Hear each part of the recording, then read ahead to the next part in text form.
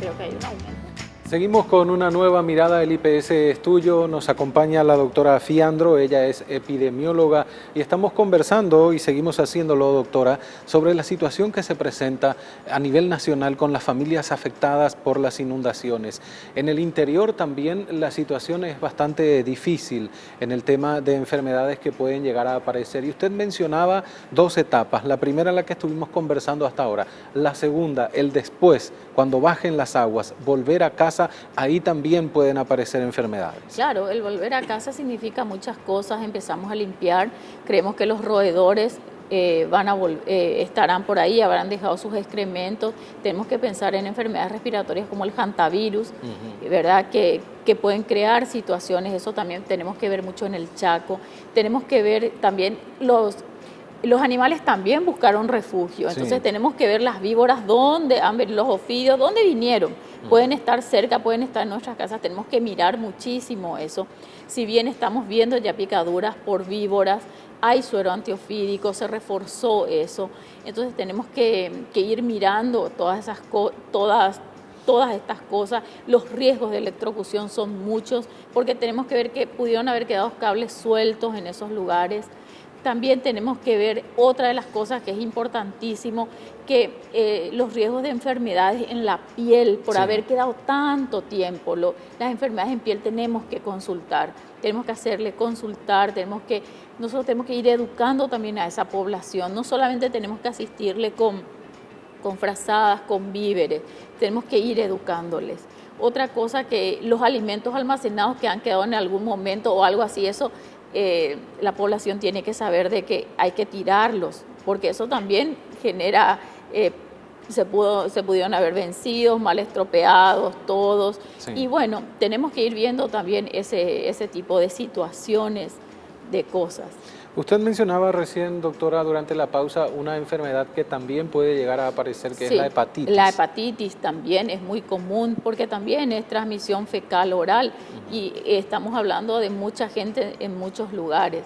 Y no dejar de mencionar también en estos momentos enfermedades que, si bien no son de brotes epidemiológicos, estamos viendo muchos saqueos, y lo que significa también para la población, que no quiero dejar de hacer hincapié, ¿verdad? Lo que le significa a nuestros compatriotas dejar tu casa. Sí. Eso significa mucho en la parte, en lo que es su situación. Pensemos todos nosotros que a veces estamos en un hogar abrigados y es nuestra casa, y ellos tienen que abandonar sus casas por las aguas. Un efecto negativo psicosocial. Psicosocial. Entonces tenemos que comprender muchas veces que eso también genera un sinfín de situaciones. Entonces nosotros tenemos que mirar mucho más allá de lo que es un solo efecto. Si bien podemos hablar de un brote epidemiológico, la salud también es psíquica. Y sin dejar de mencionar lo que son los niños que se quedan en las casas en vez de estar asistiendo a los colegios. Sí. La deserción escolar a causa de las aguas también es grande.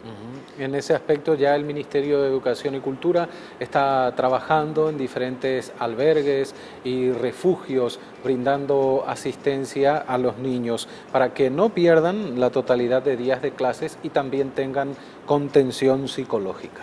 Sí, mencionaban varias enfermedades, hepatitis, las picaduras de víboras, pero doctora, hay otras de las enfermedades que pueden darse al bajar las aguas, que es el dengue, ya que las aguas quedan, empieza el calor. ¿Cómo van a trabajar en cuanto a eso? Nosotros, el dengue es promoción, prevención, sabemos todo, estuvimos trabajando, nosotros tenemos un plan de contingencia, no solo a nivel de IPS, sino que tenemos un plan de contingencia a nivel país, en el que creemos que al bajar las aguas van a quedar las aguas estancadas. Va a ser un trabajo mucho más fuerte, pero como diríamos hace años, estamos trabajando, creemos que vamos a ahondar los esfuerzos y vamos a empezar a trabajar fuertemente.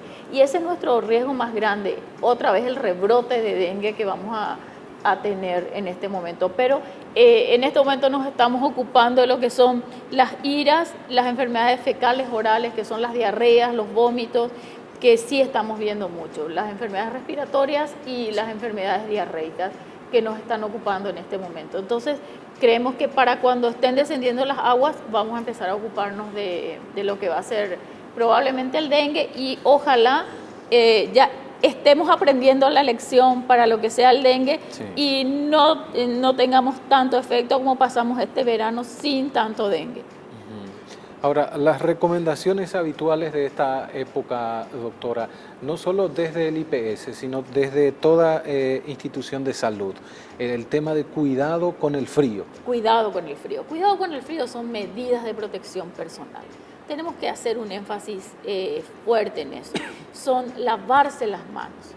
Lavarse las manos constantemente. Si no tenemos acceso el uso del alcohol en gel, el correcto uso del alcohol en gel permanentemente. Si vemos a nuestros niños que están empezando con un estado gripal, no llevarles al colegio. No, es buenísimo que ya se queden en la casa y nosotros estamos protegiéndole no solo a nuestros niños, sino a los otros niños. Sí. Hoy por mí, mañana por ti. Nosotros mismos evaluar y no asistir probablemente al trabajo y no contaminar nuestra oficina. En segundo lugar, la consulta precoz, la no automedicación. A veces nos automedicamos, enmascaramos todo el cuadro, entonces significa que al enmascarar el cuadro, nosotros es como que 2-3 días después a veces estamos con un cuadro grave y ya lo estamos viendo. En estos días estuvimos viendo cuadros de esa manera ya en niños. En tercer lugar, es importante que nosotros pensemos en nuestros adultos mayores, que es la población de IPS. A veces nuestro adulto mayor no vive en nuestra casa, pero vive atrás. Sí. Vive en la piecita al fondo, bueno, no importa por qué circunstancia, pero tengamos en cuenta si está somnoliento, si vemos que no tiene que hacer esa consulta precoz. Se ve mucho la deshidratación. Tenemos que pensar mucho en ese nuestro anciano, que puede estar con hipertensión, puede estar descompensándose. Acordémonos de que cuando hace frío, el paciente no ingiere mucha cantidad de líquido, puede deshidratarse rápidamente. Vemos muchos casos de deshidratación. Llegan al hospital, están deshidratados los pacientes. A veces creemos que eso solo pasa en el calor, pasa también en el frío. Tenemos que tener más cuidado con nuestros adultos, nuestros ancianos mayores, que es el mayor tesoro que tiene el Instituto de Previsión Social. Y muchas veces, doctora, los adultos mayores no ingieren agua por su cuenta. Si uno no les ofrece o no les invita a tomar agua, no lo hacen. De ahí el cuidado que usted menciona también. Así mismo es. Y tener bien en cuenta lo que es la medicación, su medicación a horario, con el frío, los cuidados en sí, que a veces no tenemos un frío por muchos días, pero esos días unir más las fuerzas y mirar un poco más. Los pacientes asmáticos, los pacientes alérgicos, reforzar los cuidados que todos conocemos. El uso de tapaboca también, si tenemos que hacer algo, el uso de tapaboca. Hay veces que tenemos que asistir a algún lugar y bueno, no tenemos otra opción, usemos tapaboca. Pero a veces es bueno quedarnos en la casa esos días que estamos con algún tipo de resfrío o alguna gripe que nosotros le llamamos y evitamos el contagio. Esa es la mejor manera. Y no olvidar nunca de que las vacunas estuvieron a disposición y siguen estando. Creo que seguimos teniendo, están liberadas para Central y la vacunación es la mejor forma de prevenir. Usted mencionaba, doctora, justamente que hay pocos días de frío, se dan mucho los cambios de clima que afectan a las enfermedades respiratorias por sobre todas las cosas. ¿Aumentó esto en el IPS? Aumentó. No hay un aumento significativo, pero hay un aumento en lo esperado en estas épocas del año. Es lo esperado y sobre todo en los menores de 5 años estamos viendo y en los adultos mayores, que es nuestra población, que nosotros siempre estamos recibiendo en el Instituto de Previsión Social. ¿Y algunas recomendaciones no solo para el frío, sino justamente para los cambios climáticos? Y para los cambios climáticos siempre nosotros decimos que es al menor cambio de clima, sobre todo en niños y en pacientes adultos, es protegernos del frío, es siempre protegernos del frío. No nos va a hacer mal llevar siempre alguna manta, algo que tengamos que protegernos, ingerir bebidas calientes, quedarnos en la casa y siempre esa medicación que nosotros tenemos para el adulto mayor, la consulta precoz y la no automedicación.